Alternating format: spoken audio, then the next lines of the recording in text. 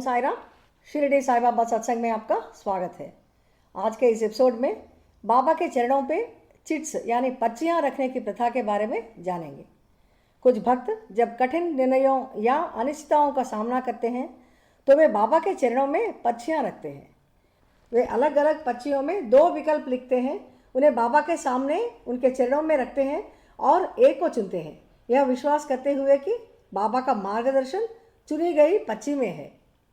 इस तरह की विधि को मानना या ना मानना हर एक भक्त के व्यक्तिगत विश्वास पर निर्भर है। अगर हम बाबा पे दृढ़ विश्वास के साथ यह मानते हैं तो हम जरूर इस तरह से भी बाबा का निर्णय और आशीर्वाद पा सकते हैं।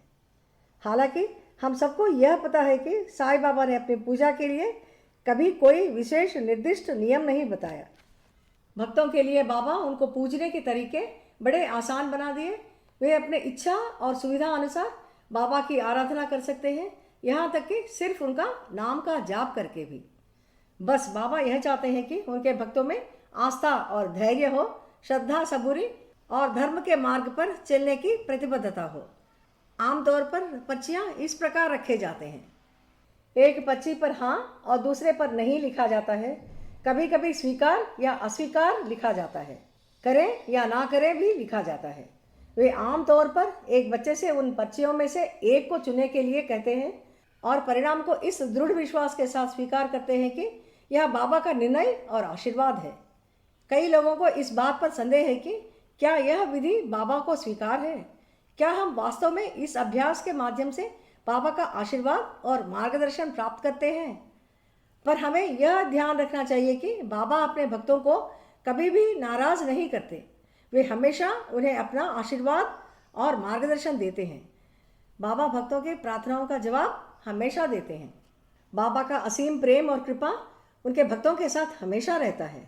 ऐसे कई उदाहरण हम श्री साई सच्चरित्र के कई संदर्भों में देख सकते हैं। बाबा अपने भक्तों की मदद करने के लिए हमेशा तैयार रहते हैं। बाबा अपने भक्तों को श्रद्धा सबूरी बनाए रखने और जीवन में उनकी शिक्षाओं का पालन करने की अपेक्षा करते हैं। बाबा के चरणों में पर्चियाँ रखने की प्रथा नया नहीं है। श्री साई सच्चरित्र के अध्याय 45 में भी इस प्रथा का उल्लेख किया गया है। इसके बारे में अब देखेंगे। काका साहेब दीक्षित जी को बाबा भागवत और भावार्थ रामायण पढ़ने का निर्देश दिया था। उन्होंने बाबा के महासमाधि के बाद भी यह अभ्यास जारी रखा। एक बार भागवत पढ़ते समय बाबा के अन्य भक्त काका महाजनी जी और माधवराव देशपांडे जी श्यामा भी वहाँ उपस्थित थे और ध्यान से सुन रहे थे। उसी समय आनंदराव पाखड़े नामक एक सज्जन श्यामा को खोजते हुए वहाँ आते हैं। वे श्यामा को देखकर उनके पास जाकर बैठ जाते हैं और कान में कुछ बताते हैं। उन्होंने यह बताया कि साईं बाबा ने उनको स्वप्न दर्शन दिया और वे तुरंत बाबा के पैरों पर पड़ गए थे। तब बाबा उनसे कहते हैं कि अब जाओ, तुम्हारा कल्याण होगा, डर और चिंता का कोई बात नहीं है। और यह निर्देश देते हैं कि मेरे श्यामा को एक रेशमी धोती दो, इससे तुम्हारा लाभ होगा। आनंदराव जी बाबा के निर्देश को लागू करने के लिए एक रेशम की धोती लेकर श्यामा को देने के लिए उन्हें ढूंढते हुए यहाँ तक आते हैं।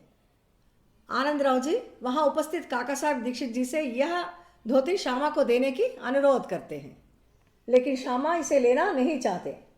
वे कहते हैं कि इस धोती को लेने के लिए उनको बाबा से कुछ संकेत नहीं मिला, इसलिए वे नहीं लेना चाहते। काका साहब दीक्षित जी यह सब सुन रहे थे और इस बात का हल निकालने के लिए वे बाबा के चरणों में पर्ची डालने का सलाह देते हैं। काका साहब दीक्षित जी अपने संदिग्ध परिस्थितियों में जब निर्णय नहीं ले पाते तो बाबा के चरणों में पर्ची डालते थे और उसमें आया हुआ समाधान को बाबा का आशीर्वाद मानकर स्वीकारते थे। उनके यह सलाह पर सभी सहमत हो जाते हैं और पर्ची तैयार करते हैं। एक पर स्वीकार और दूसरा पर अस्वीकार लिखा जाता है। बाबा से प्रार्थना करते हुए उनको बाबा के चरणों में रखा जाता है और एक बच्चे को एक पर्ची चुनने को कहा जाता है। ऐसा चुना गया पर्ची पर स्वीकार लिखा रहता है और यह देखकर अब श्यामा धोती लेने के लिए राजी हो जाते हैं और उन्हें दीक्षित जी के हाथों से रेशम की धोती को दिया जाता है। यह घटना बाबा के प्रति भक्तों का अगाध विश्वास को दर्शाता है। ऐसा मिला गया समाधान बाबा का आशीर्वाद और निर्णय मानकर भक्त पूर्ण विश्वास के साथ अमल करते हैं। इतना ही नहीं, इस विधि से भक्तों को बाबा के मार्गदर्शन से सीधा जुड़ाव महसूस होता है। जिससे उनकी सर्वव्यापकता, रक्षक और मार्गदर्शक के रूप में उनकी भूमिका पर विश्वास और मजबूत होता है। मेरा यह मानना है कि हम जो भी तरीके से बाबा का आराधना करें, वे हमेशा हमारे प्रार्थनाओं का जवाब देते हैं। हम जो भी तरीके अपनाएं, हमें बाबा के प्रति अटूट विश्वास, श्रद्धा और समर्पित भाव से बाबा की प्रार्थना करनी चाहिए। यही है जो बाबा हमसे अपेक्षा करते हैं। बाबा का यह संदेश श्री साई सच्चरित्र के कई संदर्भों में बताया गया है। आइए बाबा से प्रार्थना करें और उनका आशीर्वाद प्राप्त करें। अगले एपिसोड में बाबा के एक और अद्भुत आशीर्वाद के साथ मिलेंगे। ओम साई राम।